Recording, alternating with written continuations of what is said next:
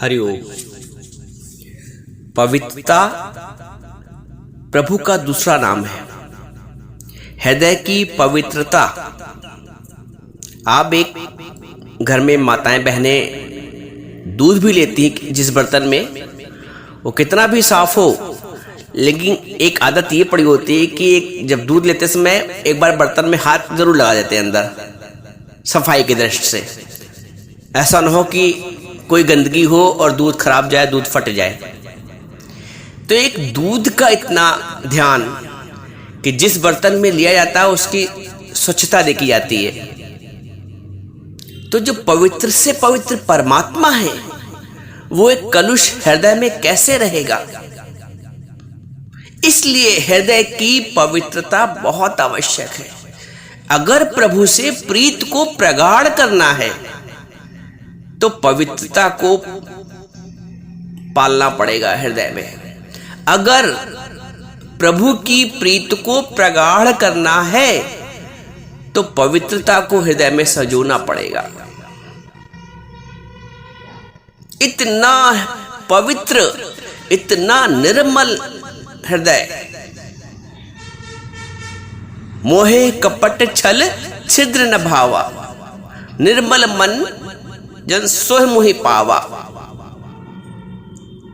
आपको कुछ भी करने की आवश्यकता नहीं है, बहुत शास्त्र पढ़ने की, बहुत ज्ञान सुनने की, कोई कर्म करने की, कोई कर्म ना करने की, कुछ त्याग करने की, कुछ ग्रहण करने की, किसी चीज की भी आवश्यकता नहीं है। आप हृदय से पवित्र बने, हृदय आपका साफ हो, प्रभु से प्रीत तभी प्रगाढ़ होगी। जो आप सुनते हैं ज्ञान में उसको मानिए, सुनिए, मन रखिए भाव। परमात्मा का दूसरा नाम पवित्रता। ज्ञान भी तभी लगेगा जब हृदय पवित्र होगा, क्योंकि ज्ञान पवित्र है। ज्ञान से पवित्र कुछ है ही नहीं। जो प्रभु का ज्ञान दे रहा है, जो वाणी प्रभु का ज्ञान दे रही है, क्योंकि प्रभु पवित्र है इसलिए प्रभु का ज्ञान पवित्र है। इसलिए भगवान ने बोला है गीता में 4 अध्याय में कि नहीं ज्ञानेन सदृशम पवित्रम इह विद्यते।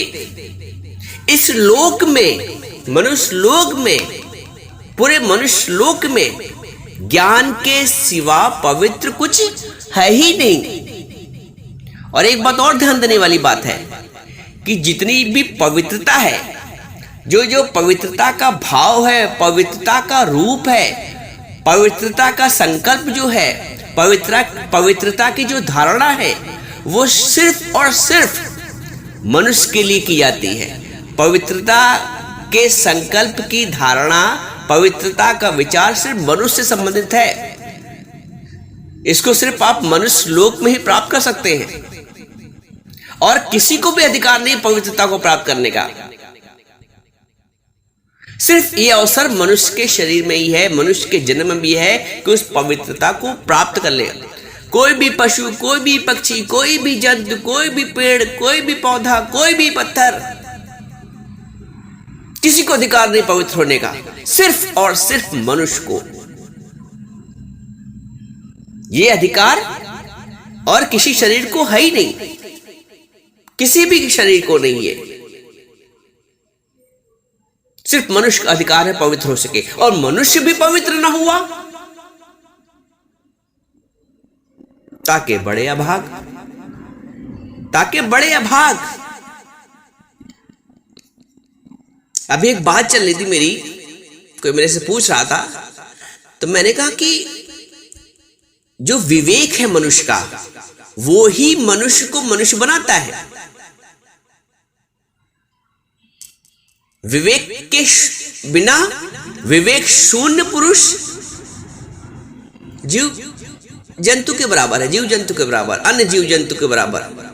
मनुष्य को विवेक ही डिफरेंशिएट अलग करता है अन्य प्राणियों से। विवेक जागृत हो गया। विवेक का मतलब जो हमें सत्य और असत्य का बोध करा दे। आप ये कहेंगे सबके पास विवेक, विवेक किसके पास नहीं? करोड़ों लोग दुनिया में, अरबों लोग, तो क्या बिना विवेक के जीते? हाँ, विवेक वो जो तुम्हें सत्य और असत्य का बोध करा दे। विवेक जो सत्य को जानकर सत्य के प्रति प्रीति बढ़ा दे और असत्य से मोह छुड़ा दे। असत्य से मोह छुड़ा दे। तो विवेक, लोग 80 साल का, 60 साल का, 70 साल का जीवन गुजारकर चले जाते हैं और विवेक जागृत नहीं हो पाता, क्योंकि ज्ञान जीवन में मिला नहीं, गुरु की प्राप्ति हुई नहीं। बिन सत्संग विवेक न हो, इसलिए बोला गया है। सत्संग के बिना विवेक जागृत नहीं हो सकता। तो जो जो सत्संग में आया है वो अधिकारी हो जाता है पवित्र होने का, विवेक जागृत करने का। जो सत्संग में नहीं आया, जो नहीं सुनता है गुरु के वचनों को, जिसके पास समय नहीं है, वो कैसे सीखेगा, कैसे समझेगा, कैसे विवेक जागृत होगा, कैसे मनुष्य बन पाएगा? बोलते खाई भोजन जनी औलाद, ये तो पशु भी जाना नहार। मनुष्य भी वही कर रहा है, खा रहा है, कमा रहा है, बच्चे पैदा कर रहा है। विवेक, मैंने बताया, विवेक जब जीवन में आता है, जागृत होता है, तो तुम्हें सत्य का बोध और असत्य का पता चल जाता है। दूध का दूध, पानी का पानी करता है विवेक। तो नहीं ज्ञाने निसदसम पवित्रम हृदय। हे अर्जुन, इस लोक में, इस मनुष्य लोक में ज्ञान के सिवा पवित्र कुछ है ही नहीं। जब जीवन में ज्ञान नहीं होता ना, तो हम संसार को एक अलग सत्ता मान लेते हैं, परमात्मा से अलग सत्ता कोई है। और जब अलग सत्ता मान लेते हैं तो उसके गुण, दोष, पाप, पुण्य सब लगते हैं जीवन में, उनसे फिर दुख सुख उत्पन्न होता है। लेकिन जब ज्ञान जीवन में हो जाता है, तत्व ज्ञान की प्राप्ति हो जाती है, तब संसार की स्वतंत्र सत्ता नहीं रह जाती।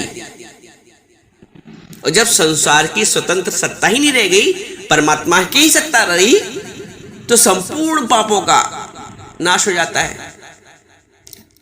तब जीवन, जब पाप का नाश हो गया तो पवित्रता आ गई। और जब पवित्रता आ जाती है तो परमात्मा आ जाता है।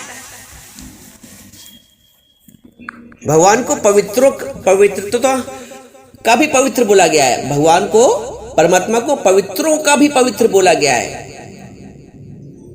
पवित्राणाम पवित्रतम, वो परमात्मा पवित्रों का भी पवित्र है। और जो उसका अनुभव करता है वो ज्ञानी है।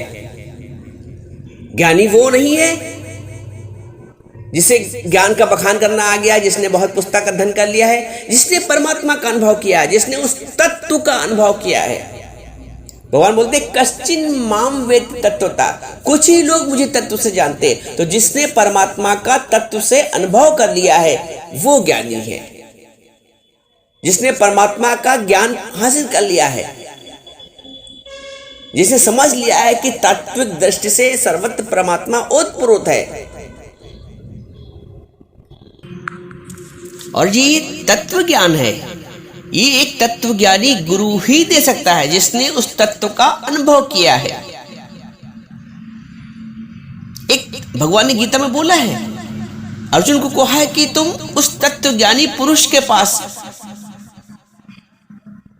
समझो इस ज्ञान को, उनको सम्मान दो, साष्टांग प्रणाम करके उनको भाव से देखो और उनसे ज्ञान हासिल करो। तत्विद्धि प्रणिपातेन परिप्रश्नेन सेवया उपदेशयन्ति ज्ञानम ज्ञानः तत्वदर्शिना। भगवान बोलते हैं इस ज्ञानी के, उस तत्व ज्ञानी महापुरुष के पास समझो इसको, इस ज्ञान को, उनको दंडवत प्रणाम करो, उनकी सेवा सत्कार करो, फिर उनसे सरलता से प्रश्न पूछो, फिर वो तुम्हें तत्व ज्ञान का उपदेश करेंगे।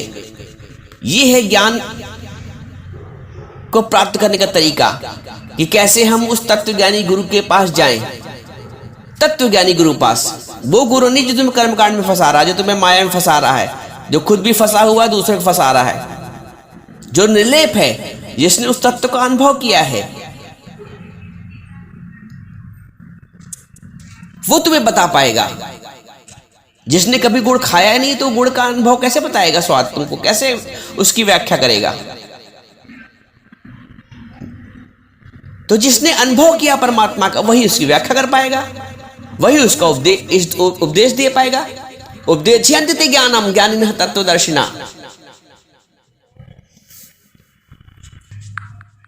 भगवान कहते हैं कि उस गुरु के पास, उससे उपदेश हासिल करो जो ज्ञानी भी है, तत्वदर्शी भी है। उपदेशयन्ति ज्ञानम ज्ञानिनः तत्वदर्शिना, जो ज्ञानी भी है, तत्वदर्शी भी है। अगर खाली तत्वदर्शी है गुरु तो तुम्हारी शंका का समाधान नहीं कर पाएगा। अगर ज्ञान का अभाव है, या खाली ज्ञानी है, तत्व का अनुभव नहीं किया है, तब भी तुम्हें उस तत्व से परिचय नहीं करा पाएगा, उस तत्व की अनुभूति नहीं कर पाएगा। तो ऐसे गुरु के पास जाओ जो ज्ञानी भी हो और तत्वदर्शी भी हो, ज्ञानी ना तत्वदर्शिना, तब तेरा कल्याण होगा।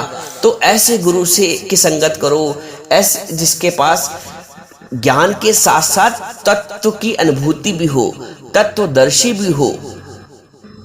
खाली ज्ञान, आजकल तो ज्ञान सब बांट रहे हैं, लेकिन जिसने उस तत्व का अनुभव किया है, जिसने परमात्मा स्वरूप का अनुभव किया है, उससे जब ज्ञान, उसके मुख से जब ज्ञान सुनोगे तब ज्ञान लगेगा। एक माई अपने बेटे को लेके गुरु के पास गई, गुरुजी मेरा बेटा गुड़ बहुत खाता है। गुरु ने कहा बेटा 1 हफ्ते बाद आना इसको लेके। माई से बोला, 1 हफ्ते बाद माँ अपने बेटे को लेके आई। फिर गुरुजी आपने कहा था अगले हफ्ते आना, मैं लेके आई हूँ, गुड़ बहुत खाता मेरा बेटा। बड़े प्यार से गुरु ने बेटे से कहा, उसके बच्चे से, बेटा गुड़ ना खाया करो, गुड़ खाने से दांतों में कीड़े लग जाते हैं, नुकसान करता है बहुत ज्यादा गुड़। माई बोली कि यही बात आपको एक छोटी सी बात इतनी करनी थी 1-2 सेकंड की, तो उस दिन भी कह देते, आज क्यों बोले। गुरु ने कहा उस दिन तक मैं भी गुड़ खाता था, मैंने 1 हफ्ते में गुड़ का अभ्यास किया, त्याग किया है, अपने आप को नियंत्रित किया है इंद्रिय को। तब मैं कहूंगा तो मेरी बात का प्रभाव पड़ेगा। और मैं गुड़ खाऊं, वो अगले से कहूं कि गुड़ ना खाए, तो बात तो वो जो तत्वदर्शी है गुरु, जिसने तत्व का अनुभव किया है, वो हमें तत्व की अनुभूति करा पाएगा। तो ऐसे गुरु के पास जाओ जिसको ज्ञान भी है शास्त्रों का, वेदों का, जो हमारी शंका का समाधान कर सके और हमें तत्व की अनुभूति करा सके।